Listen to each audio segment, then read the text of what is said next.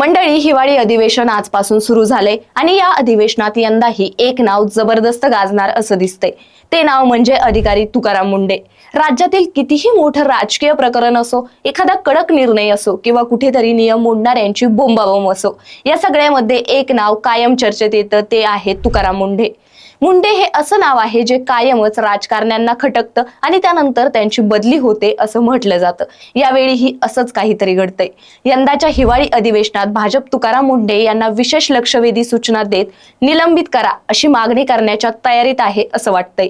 यातही एक ट्विस्ट म्हणजे तुकाराम मुंढे यांच्या विरोधात भाजप आमदार कृष्णा खोपडे लक्षवेधी मांडणार असल्याची बातमी येताच खोपडे यांना फोनवरून धमकीचे कॉल आल्याची माहिती माध्यमांमध्ये आली आहे। पण मंडळी, हे प्रकरण एवढं वाढण्याचं नेमकं कारण काय?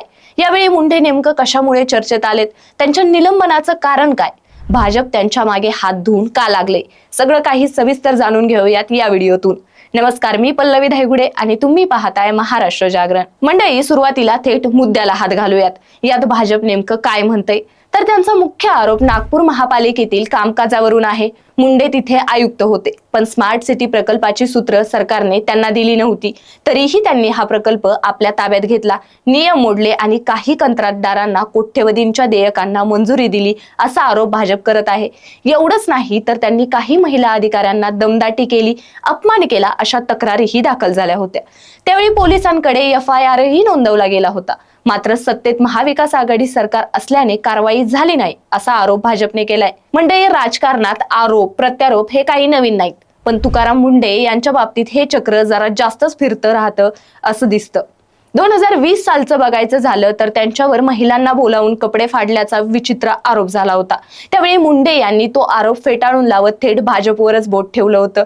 माझ्या विरोधात काहीच सापडलं नाही म्हणून राजकीय हेतूने असे आरोप केले जात आहेत असा पलटवार तुकाराम मुंढे यांनी केला होता। यातही आश्चर्य म्हणजे त्यावेळीही भाजपचं सरकार होतं।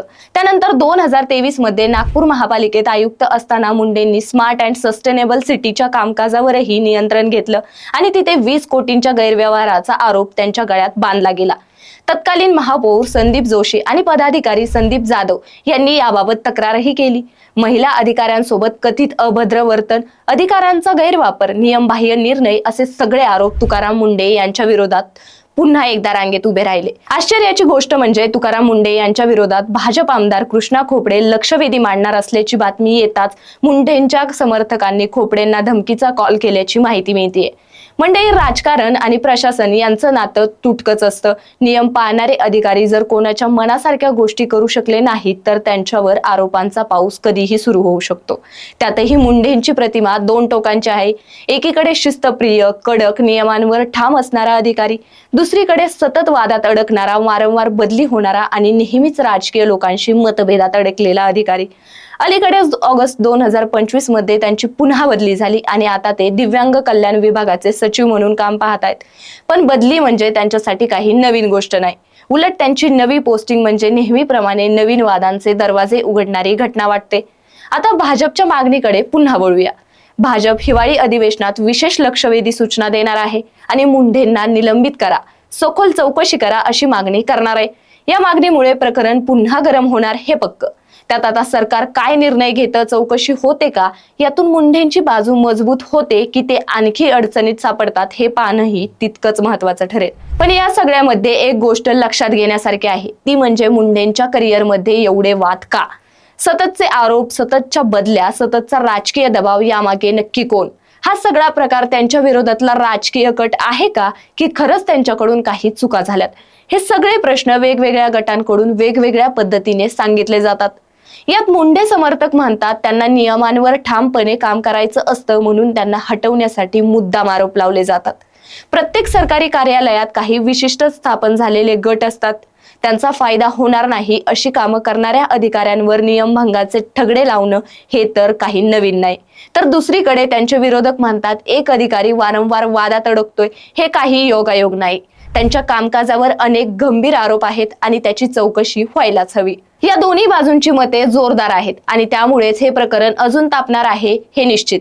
हिवाळी अधिवेशनात हा मुद्दा गाजवण्यासाठी भाजपची पूर्ण तयारी दिसते, पण सरकार कोणता निर्णय घेणार हेच आता लक्ष वेधून घेणार आहे। मंडळी, शेवटी तुकाराम मुंढे यांच्या कारकिर्दीचं थोडक्यात वर्णन करायचं झालं तर 2008 साली एक तरुण ताजा तवाना अधिकारी नागपूर जिल्हा परिषदेचे CEO म्हणून रुजू झाले, पण ते काही साधे अधिकारी नव्हते। त्यांनी रुजू होतात शाळा आणि शिक्षण व्यवस्थेतील शिस्त कडकपणे लागू केली। शिक्षकांसाठी ड्रेस कोड, वेळेवर हजर राहणं बंधनकारक, शिक्षक जर 10 वाजता शाळेत पोहोचले नाही तर 10 वाजून 5 मिनिटांनी शाळेचं दार बंद करणार असा कडक नियम लागू केला। यामुळे सुरुवातीला शिक्षकांमध्ये नाराजगी, विरोध, तक्रारी, चर्चा सगळं झालं, पण हळूहळू या नियमांचा परिणाम दिसू लागला। शाळांमध्ये शिस्त वाढली, शिक्षण व्यवस्थेतील सुस्ती कमी झाली आणि नागपूर जिल्हा परिषदेला ISO प्रमाणपत्र मिळालं। या सगळ्यामुळे मुंढे अचानक प्रकाश झोतात आले, पण जिथे शिस्त तिथे विरोध हेही तितकंच खरं।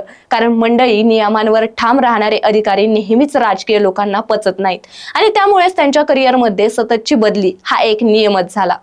बाकी मंडळी, तुम्हाला काय वाटतं? तुकाराम मुंढे यांच्या विरोधातील हे आरोप राजकीय आहेत का, की त्यांच्याकडून खरोखर काही चुकी होत आहेत? तुमचं मत नक्की कमेंटमध्ये सांगा आणि हो, महाराष्ट्र जागरणला सबस्क्राईब करायला विसरू नका।